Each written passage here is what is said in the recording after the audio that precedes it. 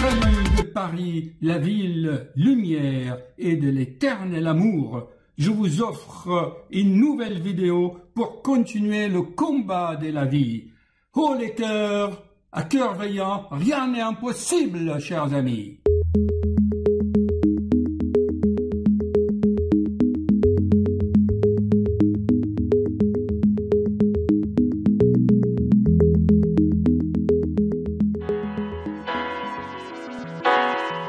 Bonjour chers amis, suite au visionnage d'un documentaire, j'ai eu l'inspiration de vous faire une vidéo. En fait, je partage avec vous des futurs chapitres de mon livre. C'était cet entretien avec le grand docteur Joe Dispenza, neuroscientifique, qui a vécu lui-même des expériences.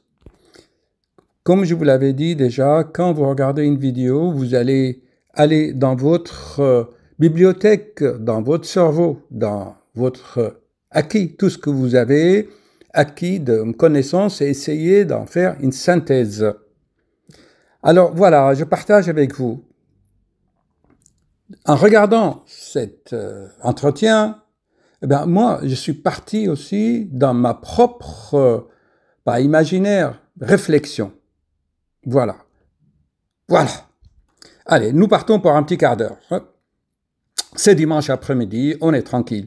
Je vous ai toujours parlé, chers amis, dans mes vidéos, des cellules souches, de la métamorphose des êtres vivants et leurs phases évolutives.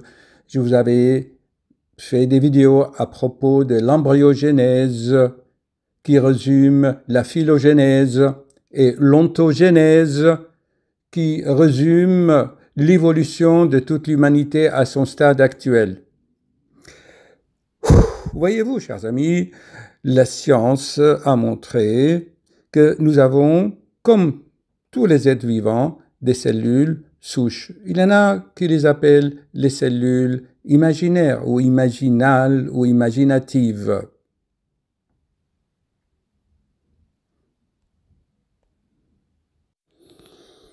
J'ai trouvé cela dans mes recherches. Voyez-vous, ce sont des cellules imaginatives qui existent vraiment, que les biologistes ont découvert qu'à l'intérieur des cellules de tissu de la chenille, d'un papillon, le chenille qui va devenir papillon, il y a des cellules appelées cellules imaginatives. Elles résonnent sur des fréquences différentes. De plus, elles sont si différentes des autres cellules de verre de la chenille que le système immunitaire de la chenille les prend pour des ennemis et tente de les détruire.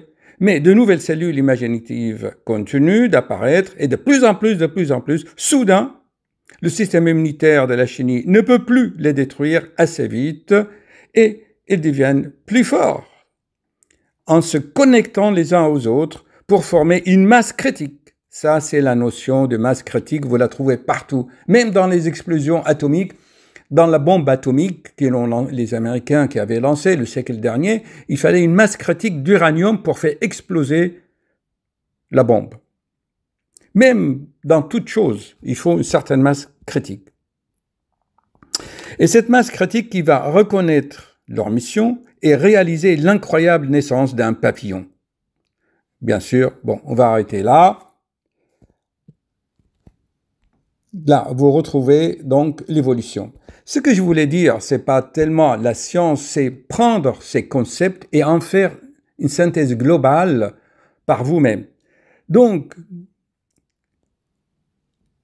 la chenille, dans son cocon ici, il est où son cocon? Là. La chenille va s'entourer, je vous avais parlé de fils de soie, une fois j'avais fait une vidéo là-dessus. Elle va pas s'endormir, mais elle va rentrer en méditation. La chenille va méditer à l'intérieur. Elle va rêver de devenir joli papillon avec des magnifiques couleurs, d'un être rampant. Elle a rêvé un jour de voler d'une fleur à une autre. Chers amis, nous aussi, on était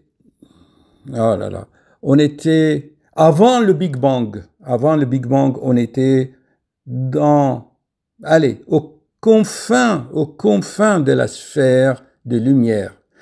Dans la révélation du message de Graal, on appelle ça la sphère divine, qui est composée de deux parties, partie inessentielle et partie essentielle. Cette partie essentielle, il y en a qui l'appellent la mère originelle ou Élisabeth avec son enfant Parzival. Dans l'opéra de Wagner de Parsifal, j'aime beaucoup, l'histoire est bien relatée. Donc nous, on était là et on est parti pour venir sur cette planète pour faire nos expériences. Mais quand on était là, on était inconscient. On rêvait, on avait le désir ardent de devenir conscient. Alors la lumière a dit, vous voulez devenir conscient, hop, elle nous a ouvert le portail d'or du temple de Graal et on est venu ici. Il y a d'autres schémas qui illustrent bien. Vous voyez, là c'était la sphère et là c'est le portail d'or. Vous savez, c'est pas seulement dans la révélation des Graal, il y a des voyants, il y a des gens, des initiés qui ont capté tout cela. Vous voyez, on est parti vraiment d'un point. Ici, c'est avant le Big Bang. Qu'est-ce qu'il y avait avant le Big Bang? Voilà. Donc, on traverse plan en plan. Je vous en avais déjà parlé beaucoup. Hein. Je vous avais dit que mes vidéos sont des perles qu'il faut enchaîner, que la connaissance doit devenir un savoir-faire. Et hop, on arrive ici. Qu'est-ce que je voulais vous dire? Attendez, on va arrêter un peu ça. Alors, l'idée de cette vidéo, c'est quoi? Ce n'est pas par la violence qu'on va changer la société. D'accord? Retenez bien ces images. Voilà ma synthèse à moi, mes réflexions profondes. Donc, si nous, dans la société, on arrive à former des gens éveillés, eh bien, on va créer une masse critique. Déjà, dans notre résidence de 150 copropriétaires, on a commencé à avoir un petit noyau des gens en affinité qui veulent le bien, loin de l'orgueil, la vanité, la prétention. « Ah, je suis copropriétaire, j'ai 3 appartements, il va imposer ses lois. » Est-ce que ça enregistre? Donc, c'est par l'intelligence. D'où l'importance, pas seulement d'informer, pas seulement de cliquer sur YouTube pour partager, mais aussi agir, passer à l'action. Qu'est-ce qu'il dit ici? Je vais vous dire, il me dit s'il vous plaît, parce que je fais ça en temps réel. Voici la conclusion pratique.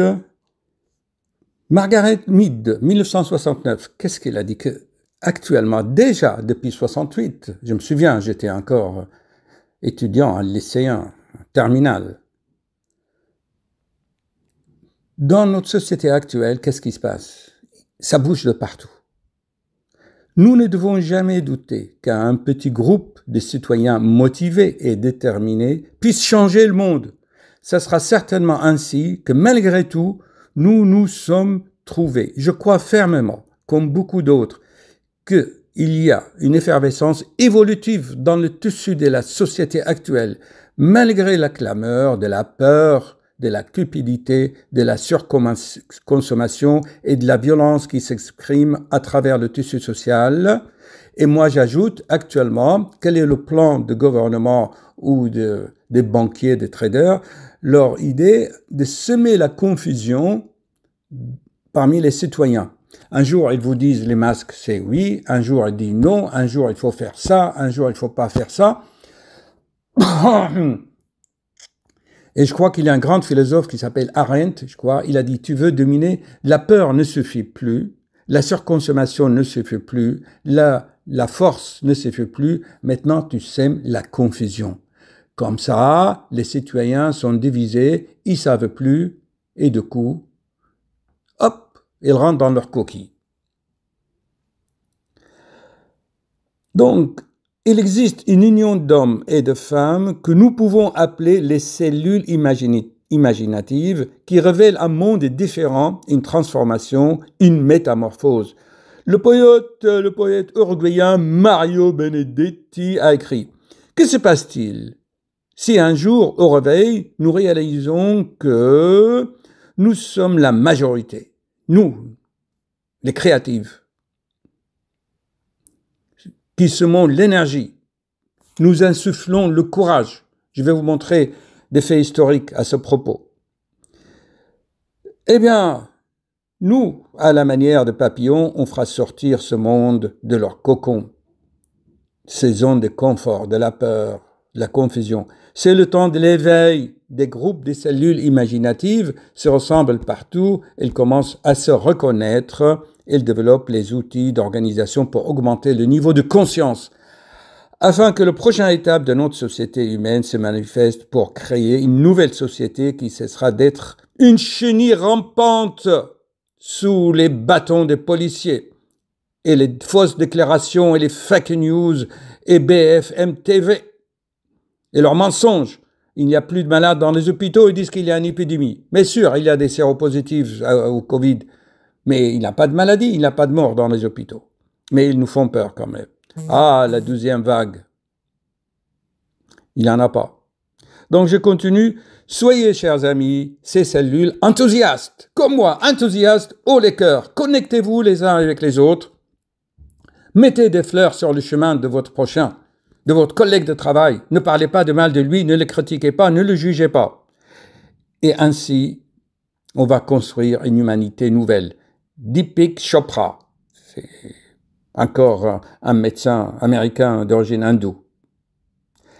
Je vous avais dit que je vous donnerai des exemples pour insuffler. Les exemples, il y en a plein. Vous voulez que je vous en donne? Qui c'est qui a insufflé le courage dans le cœur des Français? Ils étaient colonisés, envahis jusqu'à Orléans par les Anglais depuis des dizaines d'années. Qui c'est qui leur a donné ce courage?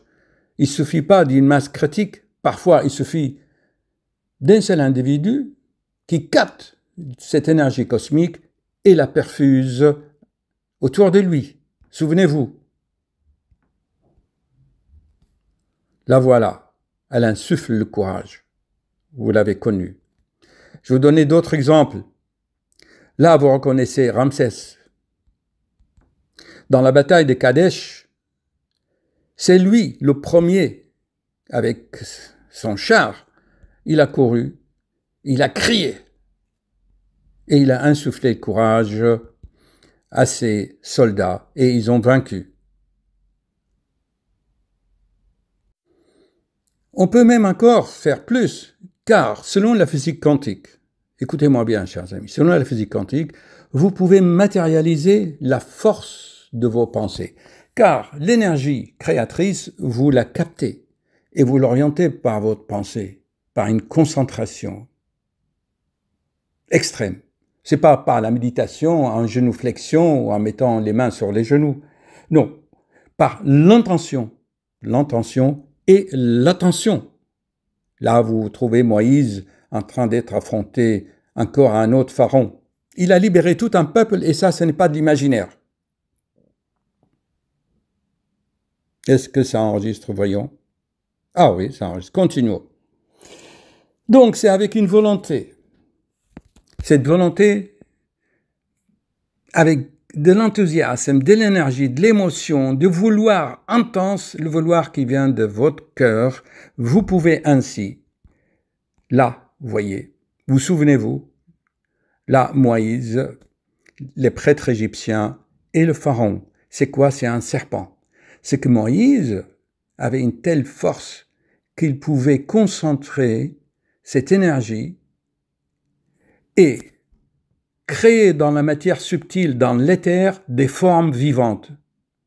Encore plus fort que les formes pensées, dont je vous parle souvent. Il y a les formes pensées, il y a les centrales des formes pensées. Vous pouvez ainsi matérialiser des choses. C'est l'histoire, c'est pas de l'imaginaire cette fois-ci. Vous vous souvenez, c'est biblique, que Moïse, par cette volonté, a matérialisé.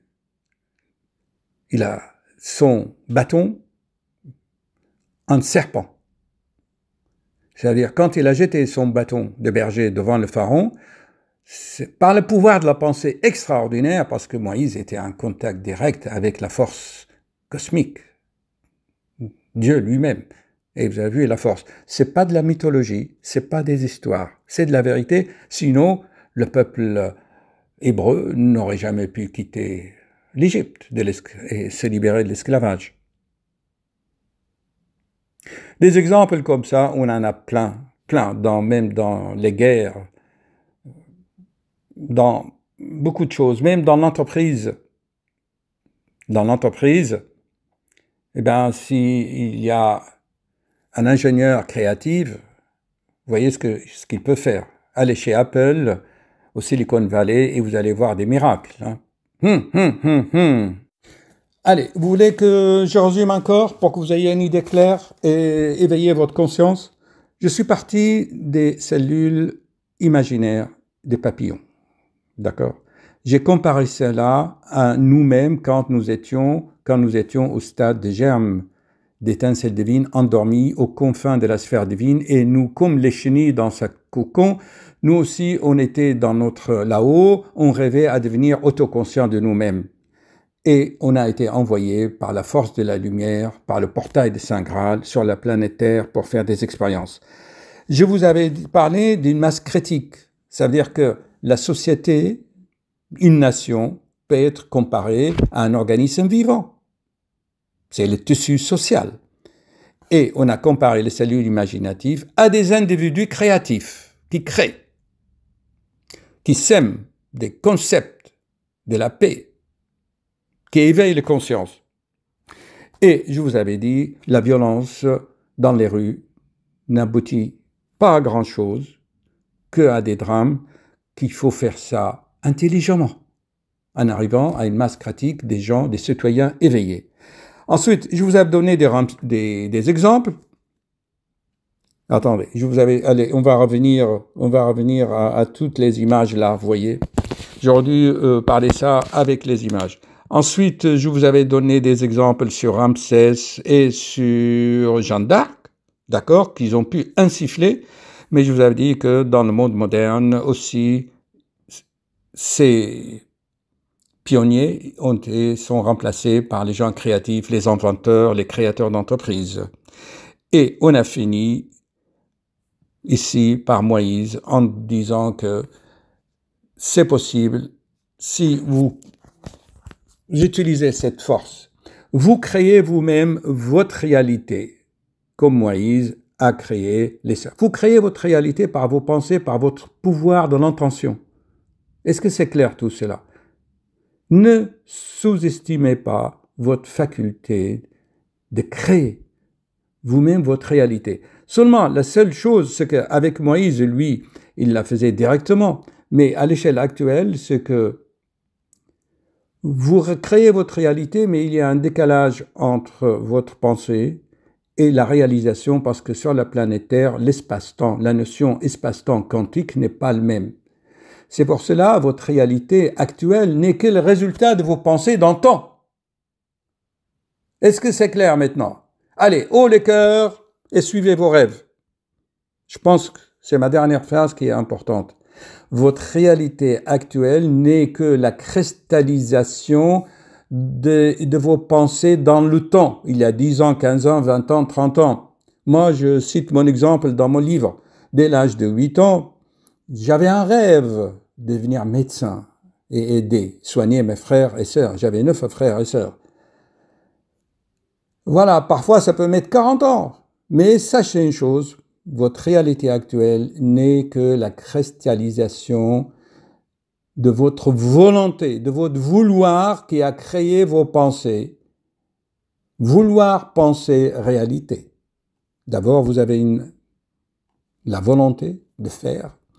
Vous créez des pensées, comme un architecte qui met au point le plan de sa maison, et ensuite la réalisation.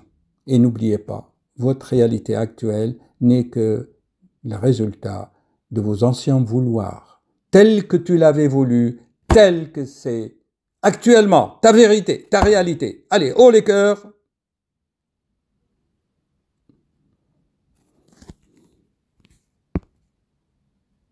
Bon, allez, tout va s'arranger. Merci, docteur.